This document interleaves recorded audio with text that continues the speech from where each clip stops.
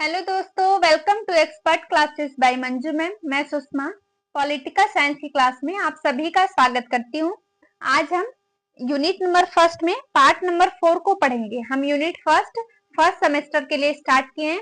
उसमें हमने first part, second part और थर्ड पार्ट पढ़ा है। आज हम फोर्थ पार्ट को पढ़ेंगे। फोर्थ पार्ट में हम क्या पढ़ेंगे? कांग्रेस का विभाजन। थर्ड पार्ट में हमने क्या पढ़ा है? कांग्रेस के एस्टेब्लिशमेंट के बारे में, कांग्रेस की स्थापना के बारे में पढ़ लिया है। अब हम पढ़ेंगे कांग्रेस का विभाजन कैसे हुआ। कांग्रेस की स्थापना, कांग्रेस का विभाजन, ये बहुत इंपॉर्टेंट टॉपिक है, इसलिए हमें इसे अच्छे से पढ़ना है, अच्छे से समझना है। चलिए देखते हैं। पार्ट नंबर 4 में कांग्रेस का विभाजन है, history of division of Congress. Congress के विभाजन का जो इतिहास है, इसको हम पढ़ेंगे। चलिए स्टार्ट करते हैं। सन 1885 में अखिल भारतीय राष्ट्रीय कांग्रेस की स्थापना हुई। हमने कल पढ़ा था कि 28 दिसंबर 1885 को भारतीय राष्ट्रीय कांग्रेस की स्थापना होती है कलकत्ता में। यह एक राष्ट्रीय संस्था थी। यह एक क्या थी? राष्ट्रीय संस्था थी। इस संस्था द्वारा, इस जो भारतीय राष्ट्रीय कांग्रेस ये संस्था है, इस संस्था द्वारा सभी वर्गों का प्रतिनिधित्व किया जाता था।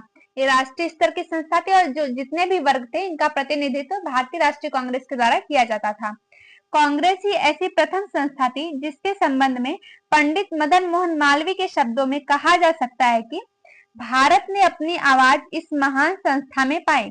यानी कि इससे पहले भी बहुत सारी संस्थाएं चल रही थी, हमने कल के टॉपिक में पढ़ लिया था। लेकिन जब 1885 को कांग्रेस की स्थापना की गई, तो इसके संबंध में पंडित मदन मोहन मालवीय जी ने क्या कहा कि भारत ने अपनी जो आवाज है वो इसी संस्था में पाई है। इससे पहले अनेक संस्थाएं थी, लेकिन उतना उभर कर सामने नहीं आई थी, लोगों के लिए इतना लोगों के मन में इतना जागृति नहीं हुई थी। लेकिन जो भारतीय राष्ट्रीय कांग्रेस संस्था थी, इसमें लोगों ने अपनी आवाज पाई है, इसमें बताया गया है। साथ ही इस बात में कोई संदेह नहीं कि कांग्रेस द्वारा भारतीय राष्ट्रवाद को सृजित करने, राजनीतिक चेतना उत्पन्न करने और राष्ट्रीय आंदोलन को संगठित करके स्वतंत्रता प्राप्त करने में बहुत अधिक योगदान दिया है। यानी कि जो इस बात में कोई संदेह नहीं कि भारतीय राष्ट्रीय जो कांग्रेस है, वो लोगों के लोगों के मन की जो राजनीतिक चेतना थी उसको उत्पन्न की। कांग्रेस द्वारा भारतीय राष्ट्रवाद को सृजित किया। ये राष्ट्रीय आंदोलन को संगठित करके स्वतंत्रता प्राप्त करने में बहुत मदद किया है, अपना बहुत योगदान दिया है भारतीय राष्ट्रीय कांग्रेस ने। क्योंकि यह कांग्रेस के ही अथक परिश्रम और सूझबूझ का परिणाम था कि 15 अगस्त 1947 को भारत स्वतंत्र हो गया। यानी भारतीय राष्ट्रीय कांग्रेस ऐसी संस्था रही जिसके अथक प्रयास से अपना देश 15 अगस्त 1947 को आजाद हो गया। अतः यह स्पष्ट है कि अपने जन्म से ही कांग्रेस राष्ट्रीय आंदोलन का पर्याय बनी रही, जिसके कारण कांग्रेस का इतिहास भारतीय राष्ट्रीय कांग्रेस का इतिहास बन गया। यानी कि ये जन्म से, जैसे इसकी स्थापना की गई थी 1885 से, तभी से ये देश को लीड करती थी। उस टाइम पे सबसे बड़ी संस्था रही भारतीय राष्ट्रीय कांग्रेस, जो पूरे देश को लीड करती थी। चाहे वो अंग्रेजों से आंदोलन हुए स्वतंत्रता के लिए, चाहे जितने रिवोल्ट किए गए उसके संदर्भ में, या जो अपने समाज की धार्मिक या कोई भी बुराइयां थी उसके संदर्भ में, ये बहुत बड़ा योगदान दिया है भारतीय राष्ट्रीय कांग्रेस ने। एक तरीके से पूरे देश को लीड कर रहा था, वो अंग्रेजों के प्रति हो या अपने समाज की बुराइयों को दूर करने के लिए हो, पूरे देश को लीड करने का काम था भारतीय राष्ट्रीय कांग्रेस का। तो इसीलिए कहा गया है कि जिसके कारण कांग्रेस का इतिहास ही भारतीय राष्ट्रीय आंदोलन का इतिहास बना है। जो हम कांग्रेस की हिस्ट्री को पढ़ेंगे, वो हिस्ट्री किससे रिलेटेड है? भारतीय राष्ट्रीय कांग्रेस से रिलेटेड है, इंडियन नेशनल मूवमेंट से वो संबंधित है। ठीक है, अब हम देखते हैं जो हमारा टॉपिक है कि कांग्रेस का विभाजन। तो कांग्रेस का विभाजन कब हुआ, उसके बारे में पढ़ेंगे। 1885 से 1905 तक कांग्रेस को किस नाम से जाना गया? उदारवादी युग के नाम से जाना गया। कांग्रेस का विभाजन हुआ उदारवादी और उग्रवादियों में। उदारवादी नेता जो रहे 1885 से लेकर 1905 तक, इनका टाइम पीरियड रहा, और जो उग्रवादी नेता रहे वो 1906 से रहे। देखेंगे हम moderate age of Congress 1885 to 1905 तक। भारतीय राष्ट्रीय आंदोलन का प्रारंभिक युग उदारवादी युग के नाम से जाना जाता है। प्रारंभिक युग यानी 1885 इसकी स्टैब्लिश किया गया था, इसको उसी टाइम से इस युग को उदारवादी युग के नाम से जाना जाता है। इस काल में राष्ट्रीय आंदोलन का संचालन उन नेताओं के हाथों में रहा जो अपने विचार तथा कार्यों में उदारवादी थे। उस टाइम पे 1885 से लेकर 1905 तक ऐसे नेता देश को लीड कर रहे थे जिनके मन में कैसी विचारधारा थी? उदारवादी वो थे, उदारवादी विचारधारा के थे। उन्हें जो उदारवादी नेता थे, उन्हें पश्चिम की शिक्षा, संस्कृति और सभ्यता अधिक श्रेष्ठ प्रतीत होती थी। यानी वो अंग्रेजों की जो शिक्षा पद्धति थी, उनकी संस्कृति थी, उन्हें ये श्रेष्ठ मानते थे। इसलिए किसी ने कहा है कि वे रक्त और रंग से तो भारतीय थे, परंतु रुचियों, विचारों और नैतिक धारणाओं आदि में वे अंग्रेज ही थे। यानी वो अंग्रेजों से प्रभावित थे, उनकी शिक्षा और उनकी जो संस्कृति सभ्यता थी उससे वो प्रभावित थे, श्रेष्ठ मानते थे। तो किसी ने कहा है कि जो नेता थे वो रक्त और रंग से तो भारतीय थे, लेकिन जो उनकी रुचियां थी, उनके विचार थे, उनकी धारणाएं थी नैतिक, वो कैसे थी, अंग्रेजों जैसे थी। तो वो अपने विचारों से अंग्रेज ही थे, ऐसा कहा गया है इनके बारे में। देखिए, उदारवादियों का मत था कि यदि ब्रिटिश सरकार को भारतीय समस्याओं से अवगत करा दिया जाए तो वे भारतीय जनता के हित में शासन करेंगे, शासन करना आरंभ कर देंगे। यानी कि उदारवादी नेता क्या चाहते थे कि यदि हम देश की समस्याओं के बारे में अंग्रेजों के समक्ष उसे प्रस्तुत करेंगे अपनी समस्याओं को, तो वो क्या करेंगे, देश के हित के लिए जो शासन करना आरंभ कर देंगे। परंतु ऐसा नहीं था, अंग्रेज को क्या दिखाई नहीं देता था, वो चाहते ही थे देश को बर्बाद करना। यानी देश में उनका टारगेट क्या था, भारत में शासन करना, भारत को लूटना अंग्रेजों का मेन टारगेट था। वरना अगर सिर्फ व्यापार करना होता तो वो देश पर शासन ही नहीं करते, देश को अपने एकाधिकार में नहीं लेते। तो उदारवादी नेता ऐसा सोचते थे कि अगर उनके सामने प्रस्तुत किया जाएगा तो वो क्या करेंगे, हमारे हित के लिए कार्य करना आरंभ करेंगे। उन्हें विश्वास था कि यदि वे प्रार्थना पत्र के माध्यम से ब्रिटिश सरकार के समक्ष अपनी मांगे प्रस्तुत करेंगे तो वे उन्हें स्वीकार कर लेंगे। उदारवादी नेता सोचते थे कि यदि हम उनसे विनती करेंगे, प्रार्थना पत्र भेजेंगे, तो क्या करेंगे, जो हमारी मांगों को स्वीकार करेंगे, अंग्रेज हमारी मांगों को स्वीकार करेंगे। इस धारणा के आधार पर कांग्रेस नेताओं ने अपने उद्देश्यों की प्राप्ति के लिए उदार दृष्टिकोण अपनाया। उनकी यही धारणा थी कि यदि हम प्रार्थना पत्र देंगे तो अंग्रेज हमारी विनती स्वीकार करेंगे। तो उन्होंने क्या किया था, अपने उद्देश्य को प्राप्त करने के लिए उदारवादी दृष्टिकोण अपनाया था। भारतीय राष्ट्रीय आंदोलन के उदारवादी युग में कांग्रेस की बागडोर दादा भाई नौरोजी, सुरेंद्रनाथ बनर्जी, महादेव गोविंद रानडे, फिरोज शाह मेहता, पंडित मदन मोहन मालवीय, गोपाल कृष्ण गोखले और व्योमेश चंद्र बनर्जी जैसे नेताओं के हाथ में रही। शुरुआती दौर में ये सारे नेताएं भारतीय राष्ट्रीय कांग्रेस को लीड करते थे। जैसे दादा भाई नौरोजी के बारे में हमने पढ़ा है, सुरेंद्रनाथ बनर्जी, महादेव गोविंद रानडे, फिरोज शाह मेहता, पंडित मदन मोहन मालवीय, गोपाल कृष्ण गोखले और व्योमेश चंद्र बनर्जी। इन नेताओं ने उदारवादी काल में नरम नीति का अनुसरण किया। जब हम पढ़ेंगे 1907 में सूरत अधिवेशन हुआ था, वहां पे कांग्रेस दो दलों में बढ़ गई थी, गर्म दल और नरम दल। तो जो ये उदारवादी नेता थे वो नरम दल के थे। नरम दल, यहाँ पर आप देख सकते हैं, इन नेताओं ने उदारवादी काल में नरम दल नीति का अनुसरण किया और जो उग्रवादी नेता थे वो गर्म दल नीति का अनुसरण किए थे। उनकी भाषा अत्यधिक विनम्र और संयत होती थी, इनकी भाषा विनम्रता पूर्ण होती थी, इसलिए उग्रवादियों ने इन्हें राजनीतिक भिक्षावृत्ति की संज्ञा दी है। ये इतने उदार हुआ करते थे कि इनकी भाषा इतनी विनम्र होती थी, इतनी संयत होती थी कि उदारवादी जो उग्रवादी थे वो इन्हें क्या कहते थे, राजनीतिक भिक्षावृत्ति की संज्ञा दी थी। देखिए, उदारवादी युग में कांग्रेस का लक्ष्य, उदारवादी युग में कांग्रेस क्या चाहती थी, उसका क्या टारगेट था, इसके बारे में पढ़ते हैं। उदारवादी नेता यद्यपि सुधार में विश्वास करते थे, वो भी अपने देश का विकास चाहते थे, देश में सुधार चाहते थे।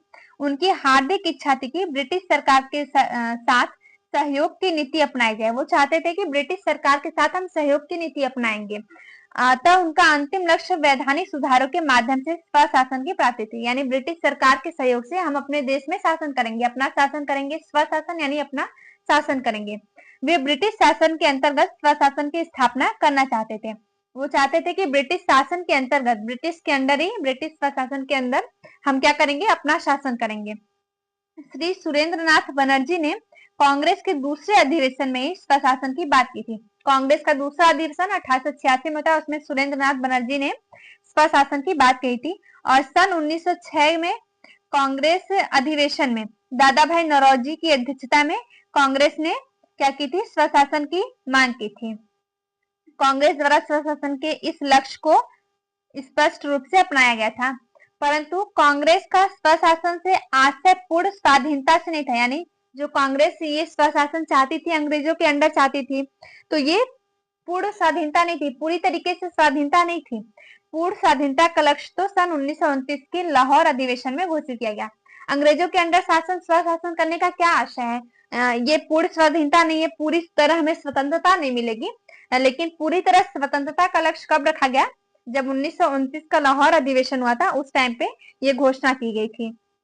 देखिए, उदारवादियों द्वारा ब्रिटिश सरकार के पास भेजी गई कुछ मांगे। जो उदारवादी नेता थी वो चाहते थे प्रार्थना पत्र के माध्यम से अपनी मांगों को अंग्रेजों के प्रति प्रस्तुत करेंगे, तो अंग्रेज क्या करेंगे, हमारी बातों को मान लेंगे। तो उन्होंने ऐसे क्या किया, तो बहुत सारी मांगे उनके सामने प्रस्तुत की। देखिए, उदारवादियों द्वारा ब्रिटिश सरकार के पास भेजी गई कुछ मांगे हैं जिनको हम पढ़ते हैं। कौन कौन सी मांगे जो थी उदारवादी नेता भेजे थे, यहाँ पर है। फर्स्ट है विधान परिषदों का विस्तार किया जाए। यहाँ पर टाइपिंग मिस्टेक हो गई है, यहाँ विस्तार होगा। विभिन्न विधान परिषदों का विस्तार किया जाए तथा उनके लिए निर्वाचन की प्रणाली अपनाई जाए। यानी विधान परिषद के विस्तार के बारे में मांग किया था और निर्वाचन प्रणाली यानी वोटिंग सिस्टम का मांग किया था उसके लिए। जूरी प्रथा को देश के अन्य भागों में भी लागू किया जाए। यानी जो उस टाइम पे जूरी प्रथा होती थी, जूरी प्रथा में क्या होता था, जो आम नागरिक थे वो अदालत में आम नागरिक जो फैसला सुनाया जाता था वो आम नागरिकों के सहयोग से। तो ये चाहते थे उदारवादी नेता कि जो जूरी प्रथा है वो देश के अन्य भागों में भी लागू किया जाए। कार्यकारिणी और न्यायपालिका एक दूसरे से स्वतंत्र होनी चाहिए। यानी कार्यपालिका और न्यायपालिका पृथक होनी चाहिए, इनकी मांग थी उदारवादी नेताओं की। फोर्थ क्या मांग थी, भारतीय परिषद को समाप्त किया जाए, सेना पर कम व्यय किया जाए। यानी जो सैनिक वो रखते थे उन पर कम खर्च किया जाए, भारतवासियों को सैनिक शिक्षा दी जाए, वह सरकार सैनिक शिक्षा के लिए विद्यालय खोले। वो सरकार से ये चाहते थे कि सरकार जो है सैनिक शिक्षा के लिए स्कूल खोले, विद्यालय खोले।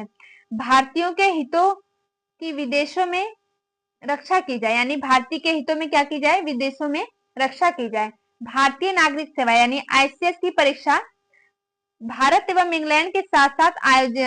इंग्लैंड में साथ साथ आयोजित की जाए एवं उनमें भाग लेने के लिए अधिकतम आयु रखी जाए। वो चाहते थे जो इंडियन सिविल सर्विस थी इसकी परीक्षाएं भारत और इंग्लैंड में साथ साथ कराई जाए और उनमें जो एज थी उसकी आयु रखी जाए, अधिकतम आयु रखी जाए। जो कितने, जैसे हमने पढ़ा था कि अंग्रेज क्या किए थे, उसके एज को घटा दिए थे, 18 वर्ष कर दिए थे, 21 वर्ष से 18 वर्ष कर दिए थे, ऐसा ताकि जो भारतीय उसमें भाग ना ले सके। भूमि कर में कमी की जाए। यानी भारतीय राष्ट्रीय जो उदारवादी नेता थे वो उनकी मांगे थी कि भूमि के लिए जो कर लिया जाता है, टैक्स लिया जाता है, उसमें कमी की जाए। और इसके बाद उन्होंने क्या मांगे की थी, भारतीयों को उच्च पदों पर नियुक्त किया जाए। यानी भारतीयों को भी उच्च पदों पर नियुक्ति दी जाए। नमक कर कम कर दिया जाए। यानी जो नमक पर इतना कर लगाया जा रहा है, टैक्स लिया जा रहा है, उसको कम कर दिया जाए। शस्त्र कानून में संशोधन हो, यानी कि भारतीयों को भी शस्त्र रखने का मौका मिले। हमने पढ़ा था आर्म्स एक्ट पास करके क्या किया था, भारतीयों को शस्त्र रखने से मना कर दिया था, तो उसमें संशोधन हो। इसके बारे में बेगार प्रथा का अंत हो। बेगार प्रथा हम जानते हैं, बेगार प्रथा क्या होती है, किसी से काम कराना, जबरन काम कराना, उसको तनख्वाह भी ना देना, ये हो गई बेगार प्रथा को इसका अंत करना चाहते थे। कृषि बैंक खोले जाए जिससे गरीब जनता को ऋण मिले। कृषि बैंक की मांग की थी इन्होंने, गरीब जनता जो थी उसको ऋण मिले। सरकार को कृषि व्यवस्था में सुधार करना चाहिए, ये उदारवादी नेताओं की मांग थी अंग्रेजों से।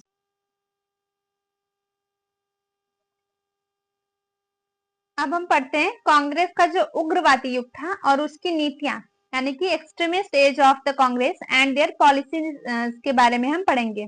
देखिए, हमने उदारवादी के बारे में पढ़ लिया, अब हम उग्रवादी के बारे में पढ़ेंगे। 20वीं शताब्दी के आरंभ में भारत के राष्ट्रीय आंदोलन में एक नई विचारधारा का जन्म हुआ। यानी 20वीं शताब्दी का जब आरंभ था उसमें क्या हुआ, हमने पढ़ा 1885 से 1905 तक उदारवादी रहे। तो 20वीं शताब्दी के आरंभ में भारत के राष्ट्रीय आंदोलन में एक नई विचारधारा का जन्म हुआ। वो उदारवादी विचारधारा से पूर्णतः भिन्न थी। यानी कि वो उदारवादी विचारधारा में नहीं थी, वो जैसा वो विनम्र भाव रखते थे अंग्रेजों के प्रति, उन्होंने मांगों को प्रस्तुत करना सही समझा, लेकिन जो उग्रवादी नेता थे ऐसा नहीं चाहते थे। अब वे यह अनुभव करने लगे थे कि स्वराज मांगने से नहीं बल्कि संघर्ष करने से ही प्राप्त होगा। यानी जो उग्रवादी नेता थे वो क्या कहते थे कि स्वराज मांगने से नहीं मिलेगा बल्कि संघर्ष करके प्राप्त करना होगा। संघर्ष द्वारा स्वतंत्रता प्राप्त करने के मार्ग को अपनाने वाली इस धारा को ही उग्र राष्ट्रीयता के नाम से जाना जाता है। इसके प्रतिपादक बाल गंगाधर तिलक, लाला लाजपत राय और बिपिन चंद्र पाल थे, जिन्हें लाल, बाल और पाल के नाम से भी जाना जाता है। जो हमने उदारवादी नेता के बारे में पढ़ा, मदन मोहन मालवीय रहे, सुरेंद्रनाथ बनर्जी रहे, दादा भाई नौरोजी रहे, व्योमेश चंद्र बनर्जी रहे। लेकिन जो उग्रवादी नेता रहे, इसमें कौन कौन प्रतिपादक रहे थे? बाल गंगाधर तिलक, जिन्हें हम लाल बाल और पाल यानी लाल बाल और पाल त्रिमूर्ति के नाम से जानते हैं। लाल से लाला लाजपत राय और बाल से बाल गंगाधर तिलक और पाल से बिपिन चंद्र पाल थे। देखते हैं, इन नेताओं ने सन 1906 से 1919 तक भारतीय राष्ट्रीय आंदोलन का नेतृत्व किया। हमने पढ़ा था 1905 तक उदारवादी नेता रहे और 1906 से लेकर 1919 तक राष्ट्रीय आंदोलन का नेतृत्व किसने किया था? उग्रवादी नेताओं ने किया, जिनका प्रमुख उद्देश्य स्वराज का प्राप्ति था। ये इनका जो मेन टारगेट था वो स्वराज को प्राप्त करना था। इसलिए तिलक ने कहा था, स्वराज मेरा जन्म सिद्ध अधिकार है और मैं इसे लेकर ही रहूंगा। बाल गंगाधर तिलक का स्टेटमेंट है कि स्वराज मेरा जन्म सिद्ध अधिकार है और मैं इसे लेकर ही रहूंगा। उपयुक्त परिस्थितियों के परिणाम स्वरूप भारतीय राजनीति में दो विचारधारा अस्तित्व में आई, जिनका उद्देश्य तो एक ही था, परंतु कार्य प्रणाली एक दूसरे से विपरीत थी। यानी उदारवादी और उग्रवादी दोनों नेता चाहते थे, देश की आजादी चाहते थे, लेकिन इनके जो कार्य करने की प्रणाली रही वो क्या रही? एक दूसरे से अलग रही थी। वो विनम्र प्रकृति के थे और ये सोचते थे कि इन्होंने बताया कि मांगने से कोई चीज नहीं मिलेगी, इसे संघर्ष करके ही छीनना पड़ता है। देखिए, उसके बाद उग्रवादी युग के उदय के कारण। उग्रवादी युग का उदय कैसे हुआ? Causes of the rise of extremism के बारे में हम पढ़ेंगे। 20वीं शताब्दी के प्रारंभिक दशक में उग्र राष्ट्रीयता का उदय हुआ। यानी जब 20वीं शताब्दी आई, 1906 से लगभग हुआ, तो राष्ट्रीयता का उदय हुआ। वह आकस्मिक न होकर विभिन्न घटनाओं, परिस्थितियों और शक्तियों का स्वाभाविक परिणाम था। ये एकाएक अपने से कोई चीज पैदा नहीं होती। ये क्या हुआ कि जो घटनाएं घटी इतने सालों में, 1885 से लेकर के जब उदारवादी नेता जो थे इसको लीड कर रहे थे, तो जो सारी घटनाएं हुई, इतनी परिस्थितियां और शक्तियों का जो स्वाभाविक परिणाम था, इसको देख करके इसका उदय हुआ। अतः उग्रवादी युग के उदय के प्रमुख कारण निम्नलिखित है। चलिए देखते हैं, जो उग्रवादी युग है इसका उदय हुआ तो इसके क्या क्या कारण रहे थे, इसको हम पढ़ते हैं। यहाँ पहला कारण दिया हुआ है, सुधारों की अपर्याप्तता। सुधारों की अपर्याप्तता यानी कि सुधार नहीं हो रहे थे, अथवा सरकार द्वारा कांग्रेस की मांगों की उपेक्षा। यानी सरकार क्या कर रही थी, जो कांग्रेस के लोग मांग कर रहे थे प्रार्थना पत्र के माध्यम से, उसकी उपेक्षा की जा रही थी। आर्थिक असंतोष थी, धार्मिक सांस्कृतिक पुनरुत्थान था, प्राकृतिक प्रकोप था। इसके बाद देखेंगे, ब्रिटिश उपनिवेशों में भारतीयों के साथ दुर्व्यवहार। यानी ब्रिटिश उपनिवेश जो थे भारतीयों के साथ दुर्व्यवहार करते थे। अंतरराष्ट्रीय घटनाओं का प्रभाव रहा, लाल बाल और पाल का नेतृत्व रहा, पाश्चात्य क्रांतिकारी सिद्धांतों का प्रभाव रहा और जातीय कटुता और अंग्रेजों का अहंकार युक्त व्यवहार रहा, बंगाल का विभाजन, ये सभी कारण रहा कि उग्रवादी नेताओं का उदय हुआ। उदारवादियों के राजनीतिक विचार और उद्देश्य। यानी जो उदारवादियों के राजनीतिक विचार और उद्देश्य क्या कह रहे थे? Political thoughts and AIIMS of extremist. उग्र राष्ट्रवादियों की राजनीतिक विचारधारा उदारवादियों से भिन्न और बहुत कुछ अंशों में विपरीत थी। उग्रवादी में लाला लाजपत राय, लोकमान्य बाल गंगाधर तिलक और बिपिन चंद्र पाल तीनों ही कुछ समान आदर्शों से प्रेरित थे। उन्हें उदारवादियों की भांति अंग्रेजों की न्यायप्रियता और संवैधानिक तरीकों में कोई विश्वास नहीं था। यानी कि जो उदारवादी नेता थे वो अंग्रेजों की न्यायप्रियता और संवैधानिक विकास में विश्वास रखते थे, लेकिन उग्रवादी नेता यानी लाल बाल और पाल इसमें विश्वास नहीं रखते थे। लोकमान्य तिलक ने कहा था कि राजनीतिक अधिकारों के लिए लड़ाई लड़नी होगी। यानी लोकमान्य तिलक, बाल गंगाधर तिलक ने क्या कहा कि राजनीतिक अधिकारों के लिए लड़ाई लड़नी होगी। उदारवादी सोचते हैं कि अंग्रेजों को समझा बुझाकर काम निकाला जा सकता है, परंतु हमारा विचार है कि सरकार पर दबाव डालने से ही अधिकारों की प्राप्ति संभव है। देखिए, इतने सालों में लोगों ने देखा कि मांगों का कोई फर्क नहीं पड़ रहा था अंग्रेजों पर, फिर हम क्यों मांग करें और उन्हें क्यों समझाएं बुझाएं? तो ये चाहते थे कि राजनीतिक अधिकारों के लिए लड़ाई लड़नी पड़ेगी। उदारवादी सोचते हैं कि हम अंग्रेजों को समझा बुझा लेंगे, लेकिन ऐसा नहीं है। परंतु हमारा विचार है, यानी उग्रवादियों का क्या विचार रहा कि सरकार पर दबाव डालना पड़ेगा और अधिकारों की प्राप्ति तभी संभव होगी जब हम सरकार पर दबाव डालेंगे। उसके बाद देखते हैं उग्रवादियों के साधन यानी कार्य पद्धति, मेथड्स ऑफ द एक्सट्रीमिस्ट, यानी उदारवादी जो नेता थे, उग्रवादी सॉरी, उनके जो मेथड थे वो कार्य पद्धति थे उनके कैसे थे, इसके बारे में पढ़ते हैं।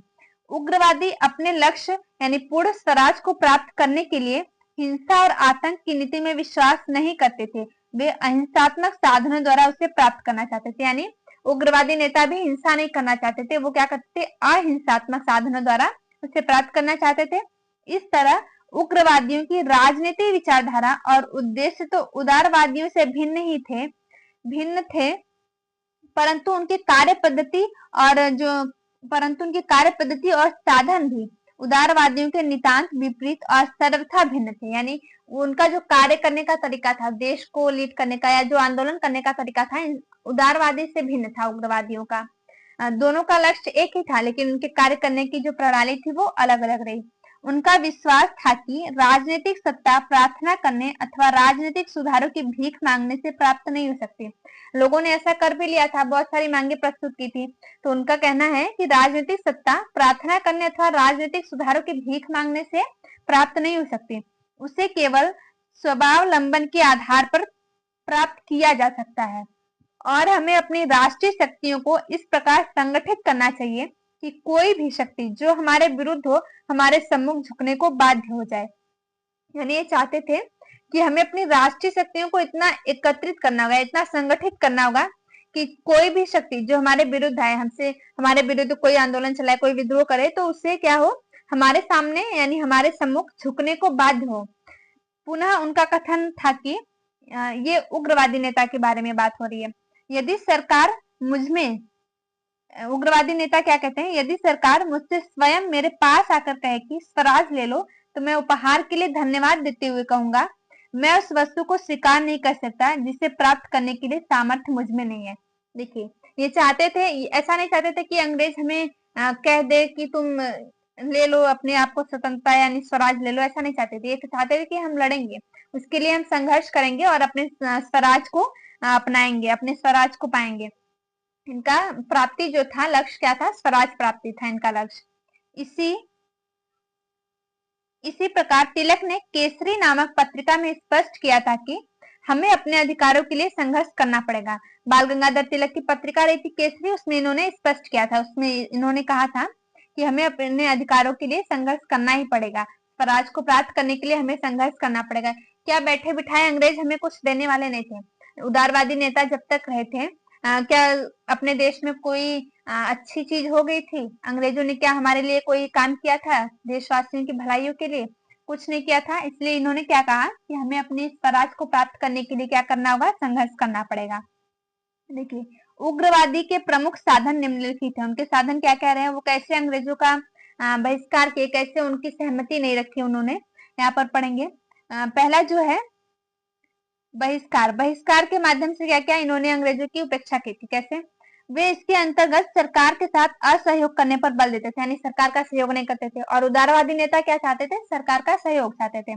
बहिष्कार के अंतर्गत विदेशी सरकार का बहिष्कार, सरकारी नौकरियों का बहिष्कार, प्रतिष्ठानों, उपाधियों और यहाँ सॉरी और नहीं होगा, औरत नहीं होगा, और होगा ब्रिटिश वस्तुओं का बहिष्कार सम्मिलित है। यानी बहिष्कार में क्या चाहते थे कि जो ब्रिटिश सरकार है उसका हम बहिष्कार करेंगे, उसकी बातें हम क्यों माने, ब्रिटिश सरकार की बातें क्यों माने, उनकी नौकरियां क्यों करें हम, और उनके जो प्रतिष्ठानों की बात थी, उनकी उपाधियां जो दी गई थी उसको हम क्यों अपनाएं, इसके बारे में था, उसके बहिष्कार में सम्मिलित था। इस प्रकार के बहिष्कार आंदोलन से उन्हें कुछ सफलता भी प्राप्त हुई।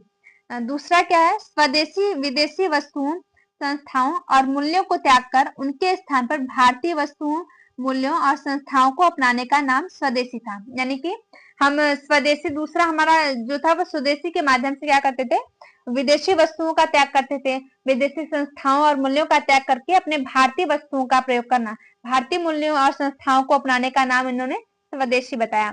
इसके अंतर्गत विदेशी कपड़ा जलाओ और भारत में बना हुआ कपड़ा पहनो पर बल दिया गया। यानी कि स्वदेशी यानी जो अपने देश की चीजें निर्मित है, अपने देश में जो चीजें निर्मित है इसमें बल दिया गया। हमने पढ़ा था कि अंग्रेजों ने क्या किया था, भारत की पूरी कंपनियां नष्ट कर दी थी, जिससे लोग बेरोजगार हो गए थे। और जब स्वदेशी अपनाया जाएगा, अपने देश के सामान को यूज करेंगे, अपने देश के कपड़े पहनेंगे, तो लोगों को रोजगार भी मिलेंगे। देखिए, उनका मत था कि इससे भारतीय उद्योग धंधों का विकास होगा। जो कंपनियां उन्होंने नष्ट कर दी थी, अगर हम अपने स्वदेशी को अपनाएं, अपने देश की बनी हुई चीजों को यूज करें तो क्या होगा, उद्योग धंधों का विकास होगा और ब्रिटिश हितों एवं व्यापार को प्रत्यक्ष रूप से आघात पहुंचेगा। जब अंग्रेजों के सामान को हम नहीं यूज करेंगे तो उन्हें आघात पहुंचेगा। इसलिए तिलक कहा करते थे कि जनता में आत्मनिर्भरता, स्वाभिमान और त्याग की भावना जागृत करने के लिए स्वदेशी आंदोलन को सफल बनाना आवश्यक है। यानी जनता के मन में आत्मनिर्भरता आएगी, स्वाभिमान आएगा और त्याग की भावना जागृत होगी जब हम स्वदेशी आंदोलन को क्या करेंगे, सफल बनाएंगे। इसके बाद हम पढ़ते हैं जो हम तीसरे प्रकार से उनका कैसा बहिष्कार किया गया, निष्क्रिय प्रतिरोध करके। इसका अर्थ था सरकार के प्रत्येक उस कार्य और कानून का विरोध करो जो भारतीयों का दमन करता हो। यानी ये क्या चाहते थे कि अगर सरकार हमारे हित में कोई काम नहीं करेगी, भारतीयों के हित में काम नहीं करेगी तो हम उसका क्या करेंगे, बहिष्कार करेंगे। और भारतीय हितों के प्रतिकूल हो, परंतु यह विरोध आक्रामक न होकर संगठित था। लेकिन हम ये क्या था, ये जो विरोध था, हम अगर कोई अंग्रेज कानून बना रहे हैं वो भारतीयों के हित में नहीं है तो हम उसका बहिष्कार करेंगे। ये कैसा था, विरोध आक्रामक न होकर संगठित था।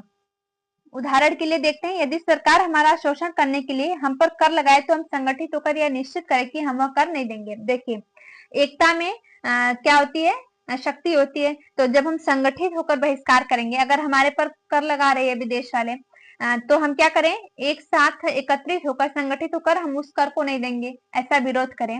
राष्ट्रीय शिक्षा के माध्यम से इसका तात्पर्य था कि अंग्रेजों द्वारा स्थापित विद्यालयों मानसिक रूप से गुलाम करने वाली शिक्षा व्यवस्था का बहिष्कार करके राष्ट्रीय विद्यालयों की स्थापना की जाए, जो अपनी शिक्षा व्यवस्था द्वारा विद्यार्थियों को भारतीय सभ्यता, संस्कृति और परंपराओं का ज्ञान कराए। इसमें क्या है कि हम अंग्रेजों के स्कूल में नहीं पढ़ेंगे, जो हमें मानसिक रूप से गुलाम बना रहे हैं उसके स्कूल में नहीं पढ़ेंगे, उसके स्कूल का, विद्यालय का बहिष्कार करेंगे। और जो अपने देश के स्कूल और विद्यालय बनाएंगे उसमें क्या करेंगे, शिक्षा ग्रहण करेंगे। इससे क्या होगा, भारतीय सभ्यता, संस्कृति और परंपराओं को क्या होगा, ज्ञान कराएं तथा उनमें राष्ट्रीय भावना पैदा करें। अपने जब अपना स्कूल होगा, अपना विद्यालय होगा तो अपने देश के हित के लिए हम उसकी संस्कृति और उसकी सभ्यता और उसकी परंपराओं का क्या करेंगे, आदर करेंगे।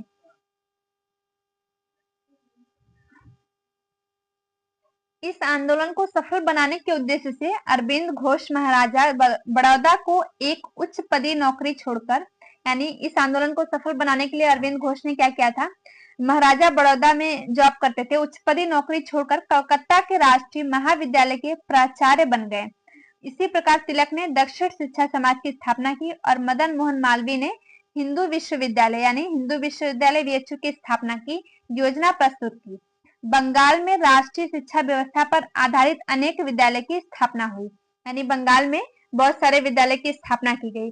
भारत के कुछ क्षेत्रों में तो बहिष्कार आंदोलन कितना अधिक प्रबल और लोकप्रिय था, इसका अनुमान इस तथ्य से लगाया जा सकता है कि परीक्षार्थियों ने विदेशी कागज की कॉपियां छूने से इनकार कर दिया। यानी इतना प्रबल था आंदोलन ये बहिष्कार का कि जो परीक्षार्थी थे परीक्षा देने के लिए, वो विदेशी कागज या कॉपियों को छूने से इनकार कर दिए थे। बच्चों ने विदेशी जूता पहनना या ज्वर में विदेशी दवाइयां लेना तक बंद कर दिया था, इनकार कर दिया था।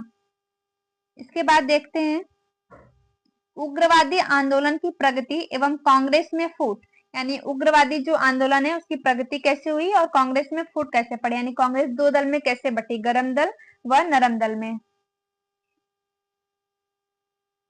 देखिए, सन 1905 बंगाल विभाजन की घटना के बाद कांग्रेस में एक ऐसा वर्ग उत्पन्न हो गया जो उदारवादियों की नीतियों और साधनों में विश्वास नहीं रखता था, जो उग्रवादी अहिंसात्मक साधनों द्वारा स्वराज प्राप्त करना चाहते थे।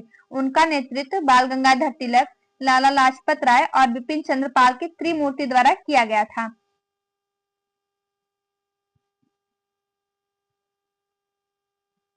यह वर्ग सन 1907 तक कांग्रेस में रहकर और सन 1907 के सूरत अधिवेशन की फूट के बाद सन 1916 तक कांग्रेस के बाहर रहकर उग्रवादी आंदोलन चलाते रहे। 1916 में गरम दल तथा नरम दल में पुनः एकता स्थापित हो जाने पर महात्मा गांधी के राजनीतिक पदार्पण तक यह लोग निरंतर कार्य करते रहे। हम क्या देखेंगे,